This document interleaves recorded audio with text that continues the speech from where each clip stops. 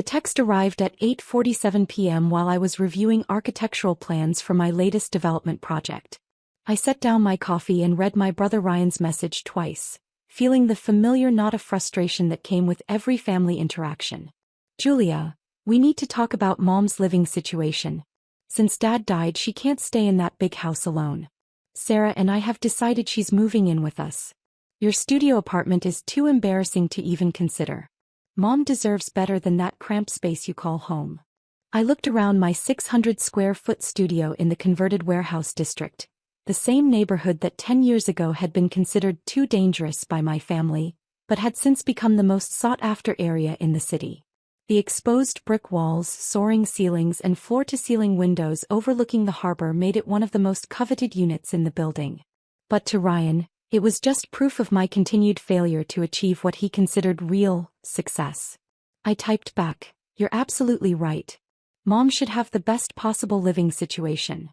My phone buzzed immediately with his response. "Finally, some sense from you. Sarah's already converting the guest room. Mom will be much happier with us in Riverside Towers." Riverside Towers.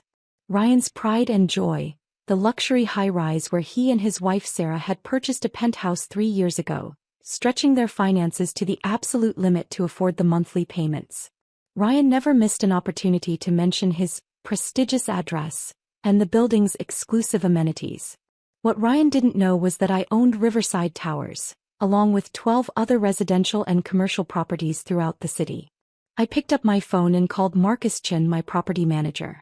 "Marcus, it's Julia. I need you to prepare an eviction notice for Unit 3204 at Riverside Towers. The Williams unit." Ryan Williams. That's right. May I ask the reason?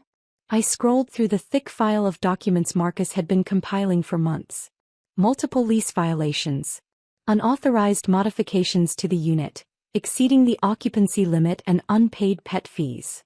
The pet fees. They've had a dog for 8 months without declaring it or paying the required deposit. The neighbors have been complaining about noise and messes in the hallway. I see. And the occupancy limit. The lease specifies a maximum of 2 adults. Adding a third permanent resident violates the agreement. Marcus was quiet for a moment. "Julia, are you sure about this? Your brother doesn't know you own the building, does he?" "No, he doesn't. And after tonight's conversation, I think it's time he learned about consequences." "What should I cite as grounds for eviction?" "All of it. The unauthorized pet, the lease modifications they made to the bathroom without permission, and the upcoming occupancy violation. Give them 30 days. Understood. The notice will be delivered tomorrow morning." After hanging up, I walked to my windows and looked out at the city I'd spent the last decade quietly acquiring piece by piece. The harbor sparkled with lights from the restaurants and shops I owned in the converted waterfront district. The office building where Ryan worked as a mid-level marketing manager was visible in the distance. Another property in my portfolio. My phone buzzed with another text from Ryan. "By the way, you should probably start looking for a bigger place soon. A woman your age living in a studio apartment isn't a good look. Maybe something in a family-friendly neighborhood? Sarah knows a realtor who specializes in affordable housing." I typed back, "I'll keep that in mind." Ryan's response came quickly. "Good. It's time you started making better choices with your life. You can't keep pretending that this artsy downtown lifestyle is sustainable forever." The irony was rich. Ryan, who worked in marketing for a tech company that leased space in one of my buildings, was giving me career advice. Ryan, who was leveraged to his eyeballs on a luxury apartment he could barely afford, was counseling me about financial responsibility. I poured another cup of coffee and returned to my architectural plans. Tomorrow would be interesting. At 7:15 a.m., my phone started ringing. Ryan's name flashed on the screen. "Julia, what the hell is going on?" "Good morning to you too, Ryan. What's wrong?" "What's wrong? I just got served with an eviction notice. They're saying I violated my lease and have 30 days to vacate the premises." "That sounds serious. What did you violate?" "That's just it, I don't understand any of this. They're claiming I made unauthorized modifications, exceeded occupancy limits, and failed to register a pet." I took a sip of coffee. "Did you do those things?" "Well, we installed that new rainfall shower head in the master bathroom. And we've had Max for a while now, but he's just a small dog. And Mom isn't even moving in until next week. So you did violate the lease terms. Julia, these are technicalities. Normal people don't get evicted over shower heads and small dogs. Normal people get permission before making modifications and declare their pets when they get them. Whose side are you on here? I'm on the side of following the rules you agreed to when you signed the lease. This is Julia. Could you show a little family solidarity? My wife is hysterical, my mother-in-law is asking questions, and I'm about to lose the most prestigious address I've ever had. The prestigious address comment almost made me laugh. Ryan, have you tried talking to the property management company? Of course I tried. I called first thing this morning. They said the decision came from the owner and that there's no appeal process for multiple lease violations. The owner? Yeah, apparently Riverside Towers is owned by some investment company.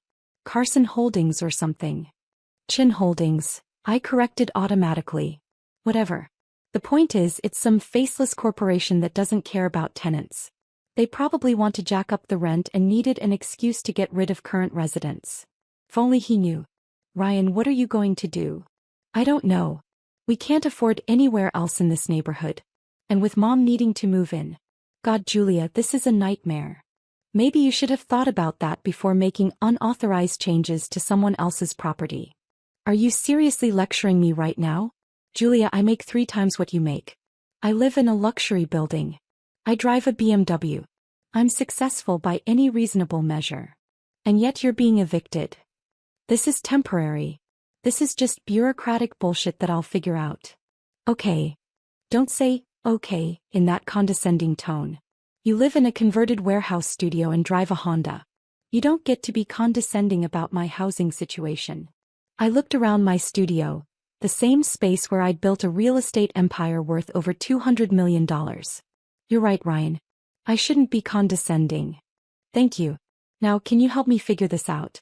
Do you know anyone in property management or real estate who might have connections? The question was so loaded with irony that I had to set down my coffee. Actually, I might know someone who could help. Really? Who? Let me make some calls and get back to you.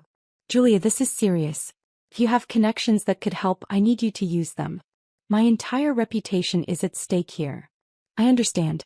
Let me see what I can do. After hanging up, I called Marcus again. The eviction notice was delivered? This morning at 7 a.m.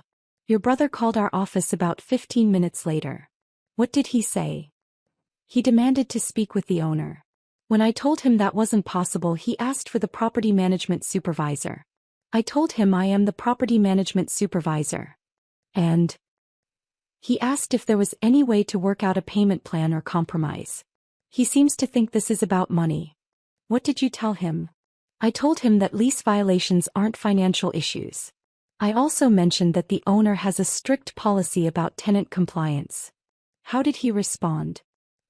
He asked if the owner might be willing to meet in person to discuss the situation. I smiled. And what did you say to that? I said I'd check with ownership and get back to him. Perfect. Schedule a meeting for this afternoon. Conference room at the Riverside Towers Management Office. Should I tell him who he's meeting with? No. Just tell him the owner will see him at 2 p.m. That afternoon, I arrived at the Riverside Towers Management Office wearing my most conservative business suit and carrying a leather portfolio filled with Ryan's lease violations, payment history and correspondence. The building's management office was located on the ground floor, with floor-to-ceiling windows overlooking the lobby I'd designed when I purchased and renovated the property. Marcus met me in the hallway. Your brother arrived 10 minutes early. He's in conference room B with his wife. How do they seem? Nervous. His wife brought a folder of documents. I think they're preparing to make their case. Let's not keep them waiting. I entered the conference room to find Ryan and Sarah sitting at the polished table, both dressed formally and looking anxious. Ryan was wearing his best suit, the one he'd bought for job interviews, and Sarah had her hair pulled back in a style that screamed, trying to look professional.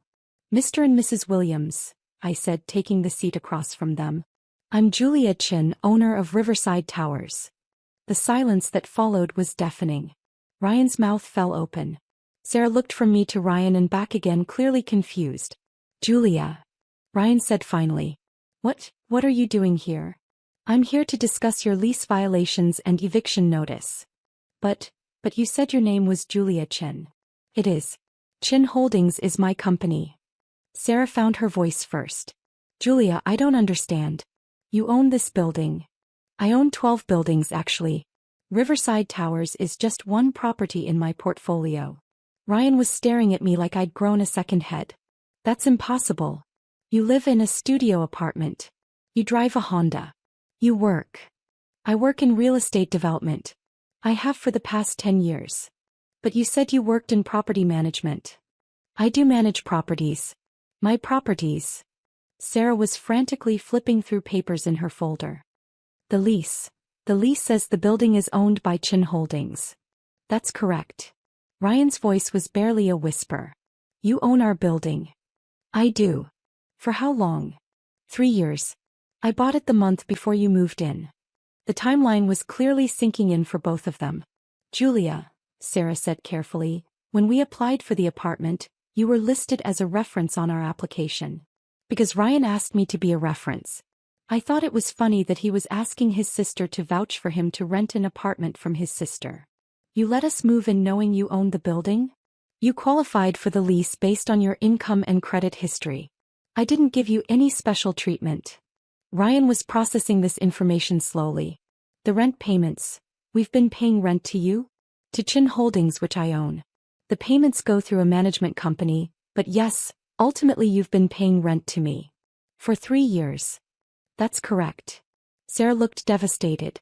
Julia, why didn't you tell us? Because you never asked.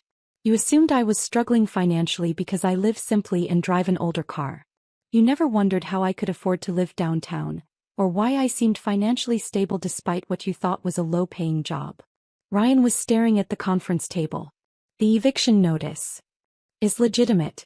You violated multiple terms of your lease agreement. But you're my sister. Which is why I gave you 3 years to figure out how to be a responsible tenant before enforcing the rules. Sarah spread the documents from her folder across the table. We brought evidence that we've been good tenants. Payment history, no complaints from neighbors. Actually, I said, opening my own portfolio, there have been several complaints from neighbors about your dog. Barking at night, messes in the hallway, and aggressive behavior toward other residents' children. I slid a stack of complaint forms across the table. And these are photos of the unauthorized modifications you made to your bathroom. More photos followed, before and after shots of their bathroom renovation. These renovations required approval from building management and a deposit for potential damage. You did neither. Sarah was reading through the complaint forms, her face getting paler with each page.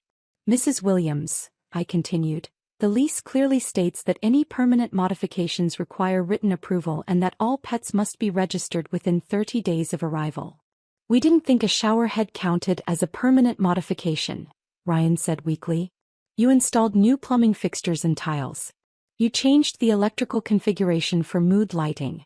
These are significant alterations that affect the property value. Julia will fix everything. We'll register Max, we'll pay whatever fees you want, we'll change the bathroom back. Mr. Williams, the issue isn't whether you can fix the violations now. The issue is that you disregarded the lease terms for months and only want to comply now that you're facing consequences. Ryan's composure finally cracked. Julia, I'm your brother. You can't evict me. I can't show favoritism to family members. That would be unfair to my other tenants who follow the rules. Other tenants? You have other tenants. I own 12 buildings, Ryan. I have over 300 residential units and 50 commercial spaces. You're one of 300 families I provide housing for. The scope of what he was learning seemed to overwhelm him. Julia, how is this possible? How do you own all this? I bought my first property 10 years ago with money I saved from my job in property management. I renovated it, increased its value, and used the equity to buy another property. I repeated that process until I had a portfolio large enough to generate significant income. But the studio apartment is exactly the right size for my needs. I don't require a lot of space, and living simply allows me to reinvest most of my income into additional properties. Sarah was crying now. Julia, we had no idea. If we had known. If you had known I was your landlord, you would have followed the lease terms? Well, yes. So you only follow rules when you think there might be consequences? The question hung in the air unanswered. Sarah, what happens to tenants in other buildings when they violate their leases? I don't know. They get evicted. Just like you're being evicted. Ryan found his voice again. Julia, what do you want from us? I want you to understand that actions have consequences, regardless of family relationships. Okay, we understand. Can we stay? No. The finality of my answer seemed to shock them both. But you're our family, Sarah protested. I'm also your landlord. And as your landlord, I have responsibilities to my other tenants to enforce lease agreements consistently. Ryan leaned forward desperately. Julia, where are we supposed to go? We can't afford anywhere else in this area. You'll need to find housing that fits your actual budget instead of stretching for a prestigious address you can't properly maintain. But Mom is supposed to move in next week. Which would have been another lease violation, since your lease specifies a maximum of 2 adult residents. The reality of their situation was clearly sinking in. Julia, Sarah said, is there anything we can do? Any way to work this out? I considered the question. There might be one option. Both of their faces lit up with hope. I have a 2-bedroom unit available in one of my other buildings. It's in a family-friendly neighborhood, pet-friendly, and about 30% less expensive than your current rent. Where? Ryan asked. The Maple Street complex. It's near the elementary school and has a playground. Ryan's face fell. Maple Street? That's not downtown. No, it's not. Julia, we can't move to Maple Street. That's where. That's not our demographic. What's your demographic, Ryan? People who've achieved a certain level of success. Professionals. People with standards. People who follow their lease agreements? He winced. Ryan, the Maple Street property has a community garden, a fitness center and covered parking. The units are larger than what you have now, and the rent would allow you to save money instead of living paycheck to paycheck. But the address. Would be honest about your actual financial situation instead of pretending to be something you're not. Sarah was looking at the photos I'd slid across the table. It does look nice, Julia. It is nice. And it would be appropriate for a family with an elderly parent and a pet. Ryan was still focused on the status implications. Julia, I can't tell people I live on Maple Street. Why not? Because it's not impressive. Impressive to whom? To colleagues, clients, friends. My address is part of my professional image. Ryan, your professional image should be based on your work performance, not your zip code. That's easy for you to say. You own half the city. I own 12 buildings. And I built that portfolio by living below my means and making smart financial decisions, not by stretching for prestigious addresses I couldn't afford. The conversation had clearly reached a crossroads. So what's it going to be? I asked. The Maple Street unit at a rent you can actually afford or finding something on your own within 30 days? Ryan and Sarah exchanged glances. Can we see the Maple Street unit? Sarah asked. Of course. Marcus can show it to you this afternoon. And if we take it, Ryan said reluctantly, what about the lease violations here? The eviction stands. But I won't pursue additional damages, and I'll provide a neutral reference for future rental applications. Ryan sighed heavily. I guess we don't have much choice. You always have choices, Ryan.